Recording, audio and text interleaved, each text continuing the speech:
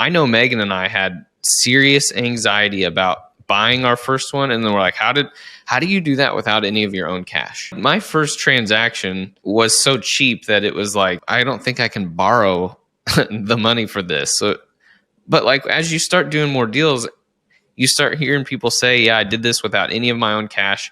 And you're just like, how? Well, like obviously there are ways, because everybody talks about how that happens. BRRRR is a very good way, and I'm glad that we will unpack that, and that will be a helpful moment for a lot of people. What the heck is a TV toilet paper? It was a toilet paper holder / FM AM radio combined device in the wall. Oh, this is insane. I've never heard of anything like this. The DealMachine REI podcast. Everything you need to know to get started in real estate investing.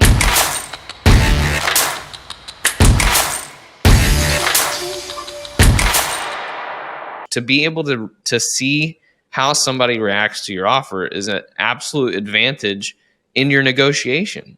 And if you just text them, hey, I'll offer you 10,000, send, yeah, it's totally easy to do. You don't have to worry about, having that conversation.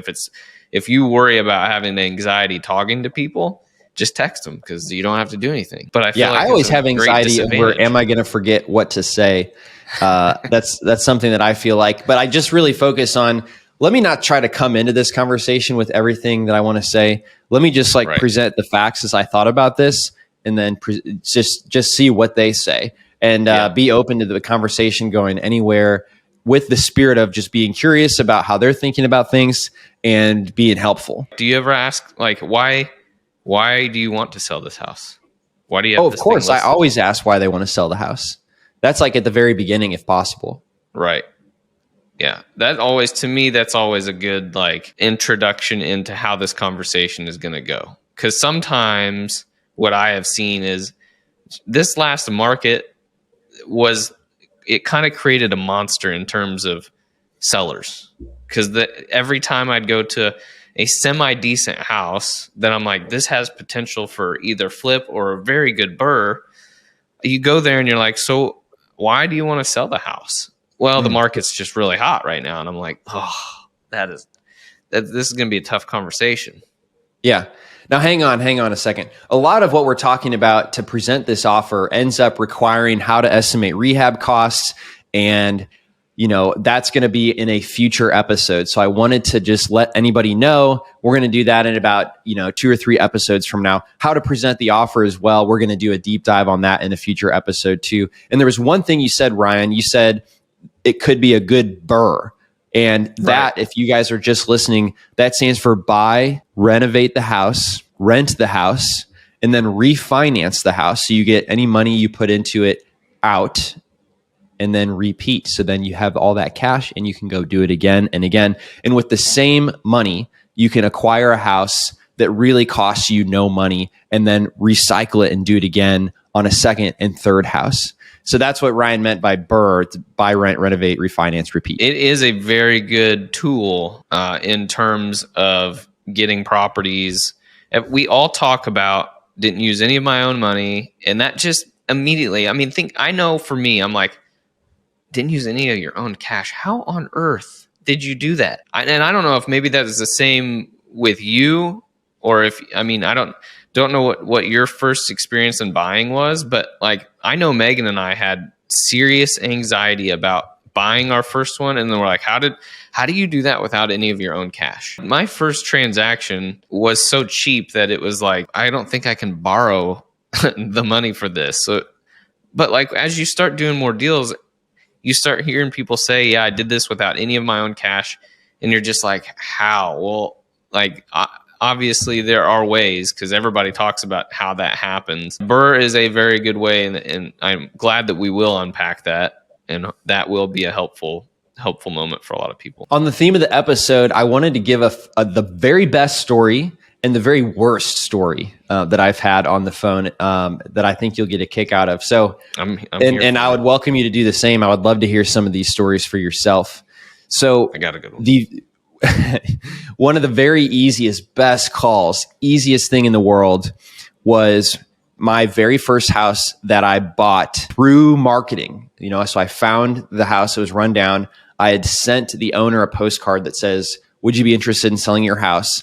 I sent it every month for 7 months. And finally, he called me back. And I was doing this for a lot of houses, like probably 200 houses. So I didn't know which one it was when he called me, but he said, hello, I got your postcard. I'm interested in getting an offer on my house. And I had no idea what to do. I was at the gym at the time. I'd never done one of these types of deals. And I said, okay, great. I'd love to see your house. Can you tell me what the address is? And then he told me the address and I pulled it up and I saw that little white house with the blue tarp on the roof. I just knew that was the house for some reason in my mind. And it was. And I said, okay, can I come see it and meet you at 6:00 tonight? And he said, yes. And I said, great. And then we hung up the phone. It was like that easy. And so then when I went, I was like, I'm just going to take pictures. And then I chatted with him about like, oh, what's this part of the house? It looks different than the rest. And, got him talking about that story. It's like, oh, what's this? This looks like a toilet paper / radio holder, toilet paper holder / radio. I've never seen one of those. And he's like, oh yeah, I got one of those back in the day. And then he's like, do you know what you'd offer me on your house? I said, no, I took about 50 pictures. I'm not sure, but I'll get back with you within 24 hours. And so that's how I handled it is, it was the easiest conversation. There was like zero tactics on my part.